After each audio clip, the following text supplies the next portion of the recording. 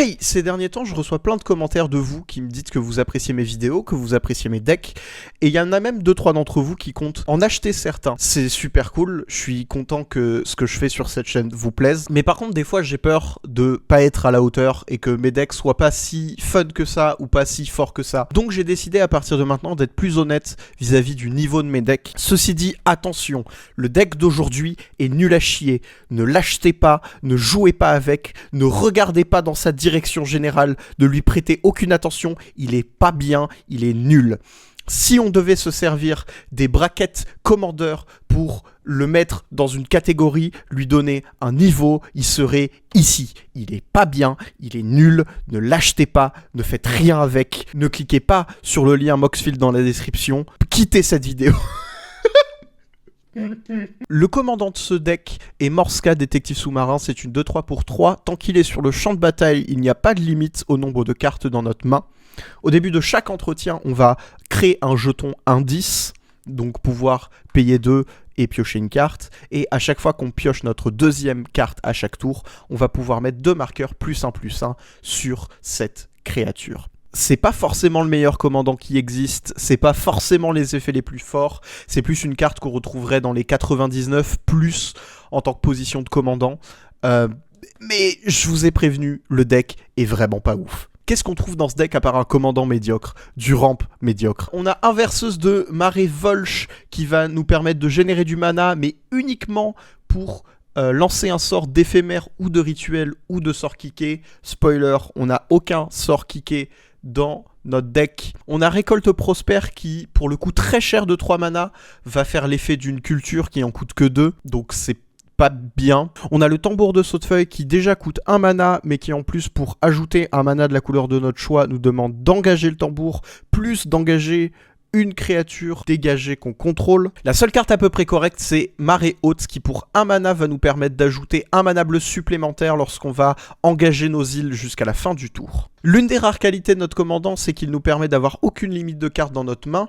On va donc pouvoir se permettre de piocher un maximum, mais avec des cartes pas dingues. Avec Spirale Mentale par exemple, qui pour 5 mana va nous faire piocher 3 cartes, mais qui peut aussi nous permettre d'embêter un adversaire et de lui étourdir une créature. On a aussi Issue des Rêves qui pour 4 mana va nous permettre de regarder les 7 cartes du dessus de notre bibliothèque, en mettre 2 dans notre main et les 5 autres en dessous de notre bibliothèque. Carpe-Cueil Désert, qui est une carte que j'apprécie tout particulièrement, qui va nous permettre de, lorsqu'un artefact arrive sur notre champ de bataille, pouvoir piocher une carte et défausser une carte, en rappelant bien évidemment que les indices que génère notre commandant sont des artefacts, donc c'est quelque chose qu'on va pouvoir faire à chaque début de tour si on le souhaite. Oracle des fonds marins qui nous dit qu'à chaque fois qu'un non-dingue qu'on contrôle inflige des blessures de combat à un joueur, on pioche une carte. On en a quelques-uns dans notre deck, donc ça peut toujours être utile. Et Rêve lucide qui est une carte plutôt cool en milieu fin de partie qui va nous permettre de piocher X cartes, X étant le nombre de types de cartes parmi les cartes de notre cimetière.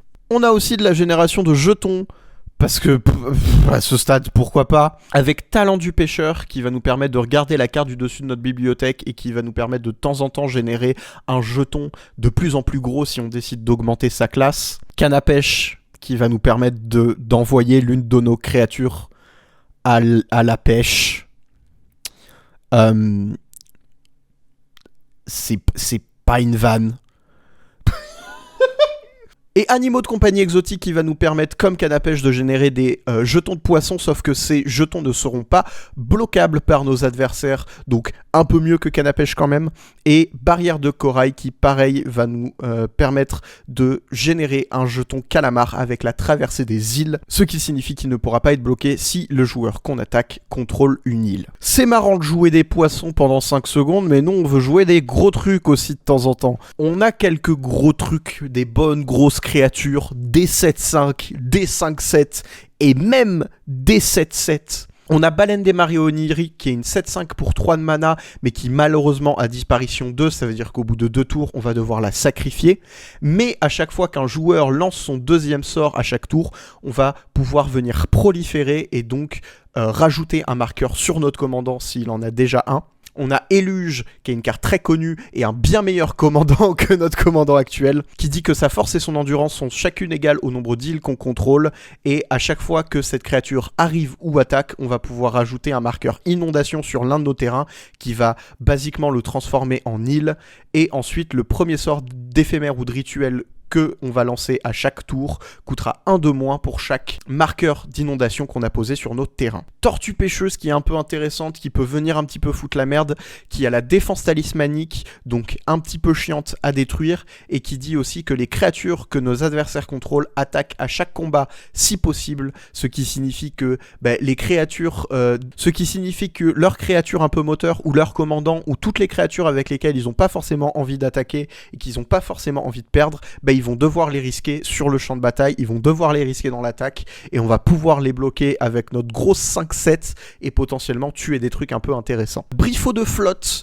qui est une créature assez intéressante, c'est une 6-6 pour 7 de mana, et à chaque fois qu'elle va attaquer, le joueur ciblé, donc pas forcément le joueur qu'on attaque, va meuler la moitié de sa bibliothèque. Et enfin, l'éveilleur des vagues, qui dit que les créatures que nos adversaires contrôlent ont -1, -0, donc ce qui baisse un petit peu leur attaque, mais on peut aussi payer 2 et se défausser de cette carte pour regarder les 2 cartes du dessus de notre bibliothèque, en mettre une dans notre main et l'autre dans notre cimetière. On est majoritairement en bleu, comme vous avez pu le voir. On va pouvoir dire non à un maximum de trucs, comme avec...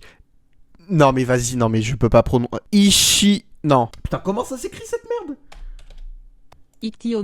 Ichthyomorphose. C'est ça? Ichthyomorphose.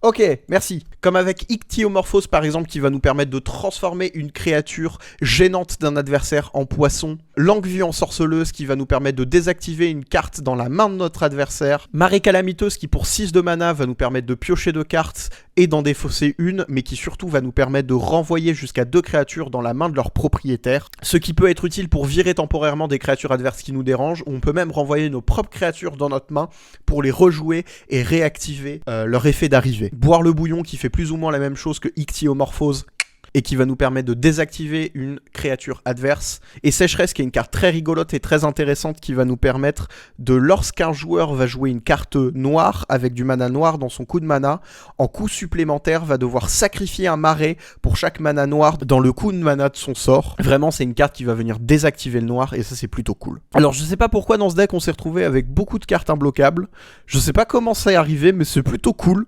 Donc voilà, on a le guetteur de Gudule, on a le pisteur d'écho de Triton, on a Bulle de protection, qui est l'une des meilleures cartes de notre deck, qui va nous permettre pour 4 mana d'enchanter une créature et lui donner l'imbloquable et le linceuil. Ça peut vraiment nous aider à finir des parties avec notre commandant par exemple. Et enfin on a pénétration aquatique, qui va nous permettre de donner +1/+0 et l'imbloquable jusqu'à la fin du tour à jusqu'à 2 de nos créatures.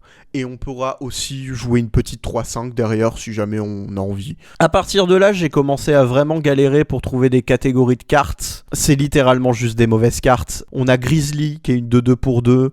On a l'Anguille, qui est une 2-1 pour 2. On a une Mouette agaçante, qui a le flash. Et enfin, on a Nourrir le clan, qui est, je pense, la meilleure des 4 cartes, qui nous fait gagner 10 points de vie si jamais on contrôle une créature avec une force supérieure ou égale à 4. Mais on va pas finir sur cette note, on va finir sur une meilleure note que ça. Des trucs un peu coolos quand même. On a l'Ombre d'Anguille, qui va nous permettre de non seulement faire gagner +1/+1 à une créature, mais surtout de lui donner l'armure totémique, ce qui signifie que si la créature devait être détruite, à la place on détruit cette aura, donc ça peut venir sauver notre commandant ou sauver une créature qui est importante pour nous. On a Agrandir, qui est une carte très très intéressante, qui pour 5 mana va nous permettre de donner +7/+7 et le piétinement à une créature ciblée jusqu'à la fin du tour. En contrepartie, cette créature doit être bloquée ce tour-ci si possible.